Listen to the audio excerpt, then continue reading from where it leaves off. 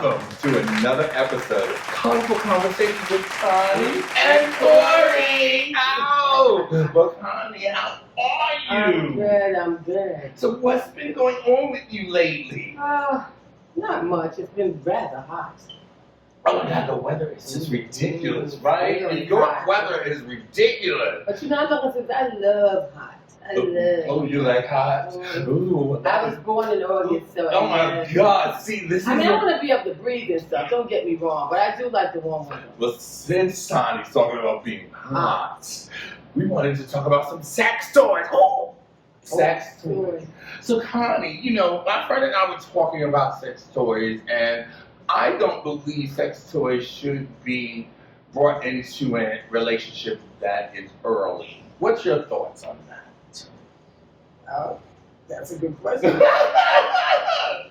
When you say early, I understand what you're saying. Because it seems like, okay, here's how I see it when you say between early and later, is that that's something that you need to add some bump or burst or something to your relationship. But if it's the beginning, that should already be there. But if you need sex toys at the beginning, you need to end that relationship.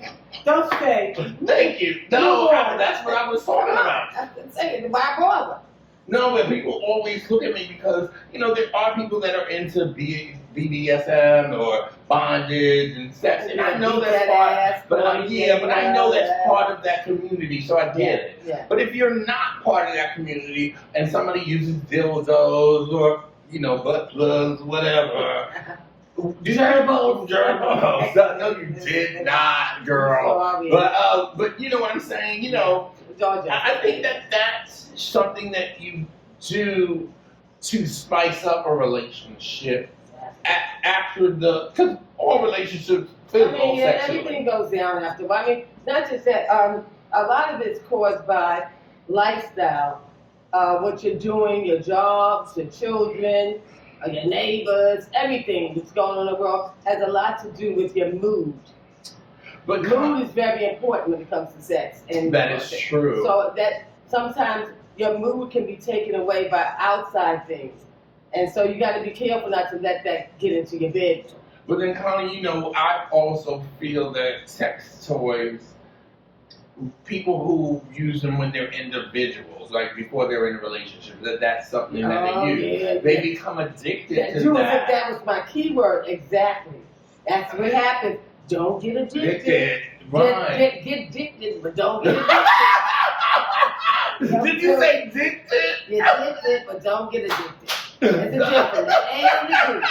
Now, because once you get, listen, all jokes aside, once it gets like that, the word addicted, then, you know, when you do get into a relationship, you're not going to know how to deal with it or want to feel it or really get into it because you're dealing with another human being, actually touching a real body part. Because you're so used to what you were doing before.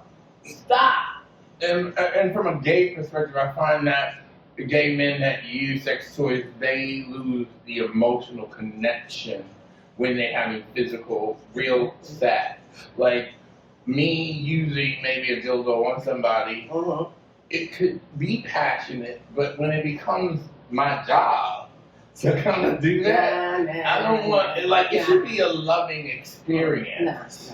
Yeah, it should be. And it's not a loving touch, you want that. Yes, and but like the caressing and like, yeah, maybe I'm not in the mood. Maybe my thing ain't working that day. You know, it's possible. Medication, whatever, medication, stress, whatever. But if they need pleasure, I can't. But when it's like somebody that I barely know and they want me to do that, it's not. Yeah. It's then you go do it with yourself. Do it with yourself because that's what you've been doing. But when it comes to having actually some kind of physical contact with someone else, enjoy that moment. Enjoy it. To just push that joy to the side. So let's say you've been dating someone for a year and sex is lulling. Is it appropriate then or? Sure, I mean, you all talk about it. That's something you just don't all of a sudden get the best say, hey, I got something for you. And I know that, you know, everything, each relationship is different. Yeah. You know, and I can't, you know, I don't want to put a time frame on when. Well, you know, that's true. Don't even bother. It could be 2 weeks, it could be 2 months, it could be a year. So that depends on the couple. I mean, I'm sure something they may talk about, in their bedroom, it's private, but it's private with you two. So if one of you guys say, listen, you ever tried so-and-so, would you like to try it? And it could be the third or fourth time that you've been intimate together. By all means, if the both of you agree to it, then do it. Well, I have a question for you because this brings up a point, Connie. Do you feel that when sex is at a low, is it acceptable to go out and find it without having a conversation or how do you approach having a conversation with someone where the sex isn't what it used to be? Talk about it. Well, how do you approach it? I mean, if you guys are in a relationship and you're sitting there and y'all just sitting there watching TV, where Friday night used to be F night and now it's just TV night, talk about it. Oh, like what's happened? We used to do so-and-so. Or initiate something. I mean, you're sitting there watching TV like you usually do. Start rubbing, start touching. All the areas, those zones. Try and see what happens. And if nothing arises or nothing gets a little wet, then I think you should talk about it. From a heterosexual point of view, what is your take on adding another person into your mix? Well, that's not for me, I would say. But I mean, I'm not saying anything's wrong with it. I mean, it may be rather exciting. Who knows? But I'm just saying it's not for me because I haven't never tried it. Right. But you know what? I'm at least always say never say never. Never Because say you don't never. know. You never know. So if it works for everybody else, by all means, do it. Now, do you date someone that's been addicted to sex toys? How do you want to know? Well, because once they bring them into all the right, relationship so and that's all they want, and they're not focusing on you, No. do you just exit or do you No, have a I just conversation? exit. You exit. I'm out. You out. I just exit. That's not. Oh, okay. I want to be intimate with me and you. I want to. Now I don't want no toys. No. But some people say that using toys is intimate. Yeah, but not in the first beginning. I want to know Not in what the you got to bring. Bring it. I want to know what you got. I don't need for you to bring your toy with you. Bring your joy with you. Don't bring no toy. Bring that joy. And bring repeat that. I know. Bring that joy with you. Don't bring no toy. Oh, bring that joy. Don't bring that toy. Oh, yeah. So not when we first start now like that. Come on. Because what does that say to me? How do I know? Like they say, you got to try it first. How do I know? I'm just trying your toy. I want to try you. I want to try you. So, okay, you made a good point, Connie. I've had God tell me, oh, well, you're missing out. You haven't tried it before. And I'm just like, I haven't tried you before either. oh, how do you respond to that in that moment? Yeah, but I would say that just like I just said, I haven't tried you either. So let me try you first, and then maybe I'll think about the toy. But if this is me and you, and we get ready to do something, that's what I want to do. I like that. I really do. Yeah, come on. That's empowering too. Like, look, I want to try you first. It's not saying no. I'm not. It's not saying that I'm against sex toys. Right, not at all. Or I'm not against experimenting sexually. But let me try you first. Exactly. Let me see you vulnerable. Let me see you. Let me see the expression that you're getting true, from me. Right, the expression. And really, some people might like something because they think that that's what they should be doing. And then when they find somebody who might not be into it or open to it but not ready, they don't realize in their own self that they might not be into that either. True. Like I said, I want to start. I may be considered old-fashioned, but I like to start the classic way. Me and you both. But certain people feel that that's a negative.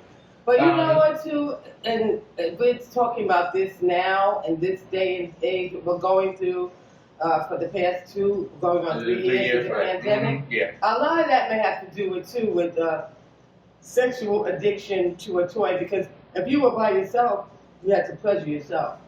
So that right now, if someone starts to date right now, having gone through what we've all been going through in society, I can see they may have a problem with intimacy with someone else because they've been doing it with the toy for so long. Right, because of the pandemic. Right.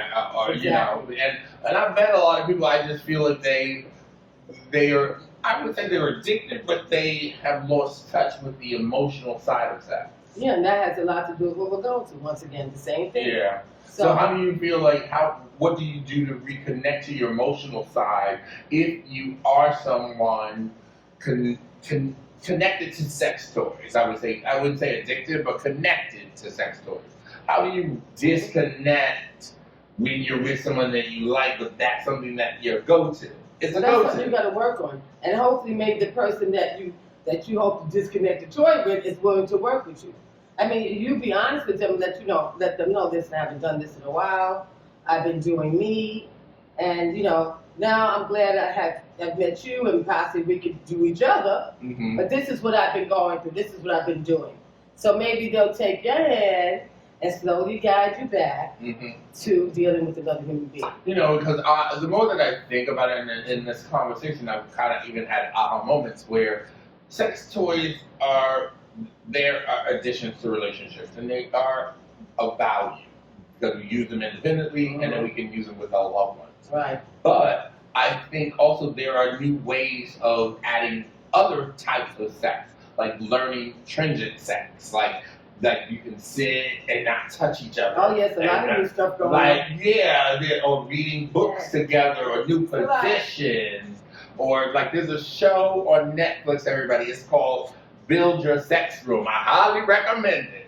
But it's just showing you how to incorporate sex in a different way. Sex doesn't mean always sex toys and stuff, dungeons, nasty. And it doesn't have to be, because it can be sensual, it can be sexual, it can be loving. It can be even sitting eating a meal together. And just rubbing a little chocolate down, okay. Now we're getting hungry. Yes. See, but anyway, so Makani, last question before we wrap up. Do you think there is a different idea or perception of sex toys generational? Well, yes, because if you thought about it, I don't think our grandparents or our parents were even into it. But then you never know, because that particular age group were very secretive. You know what I mean? If God forbid something should happen to them, you go to clean up their house, you find all kinds of things. Girly magazines, maybe men magazines, all kinds of little things. But you'd be like, oh, I didn't know Auntie Glemma was into that. But theirs was more quiet. Right now, we're more open-minded. So there's sex shops all over. You can walk in and get whatever you want. Right. So I don't think it needs to be stigmatized. I think that, stigmatized, right. Right now, do what you want to do. Do you. And That's do the most important part. Connie, my and mother, not just do you, but just do you. Yeah. But as my mother watched one of our previous shows, she commended Connie because she brought up being safe. And I want to add to that. Remember, using sex toys, be safe. Monkeypox is going around, and we just want you guys to be safe and don't share sex toys. Make sure they're sanitized and cleaned, and just be healthy in your approach. Don't be afraid of what you like. If that person doesn't like what you like, be okay with saying, I don't like that. And if you lose that person, there's another person that's going to like what you like. Exactly. And Connie has taught me that, because I used to chase the many people who I didn't like what they liked, but I was getting myself and that happens. I was getting into trouble, and it made me realize that I'm okay with what I like. It may be a little vanilla with a little twist of kink or whatever, but it's okay. I like love. I love affection. I love romance, and it's okay. And yes, but I don't want to judge or look down on anyone else that likes something other, and I don't want them to do the other. And I hate when people say, "Oh, you're missing out." I'm a grown ass man. How do you know what I'm missing? Right. That's something you like. I may not like it. I'm not missing anything. Because if I thought I was missing something and I really want to do it, then I would do it. Right. So anyway, everybody, we again want to say thank you so much for tuning into a new and fabulous episode of Colorful Conversations with Connie and Corey. But remember, we want to say thank you so much. Remember to like, subscribe, and comment, and share with all your friends, and to do one thing. Live colorfully. Cheers, honey. Oh, yeah. Yeah. And cheers to you.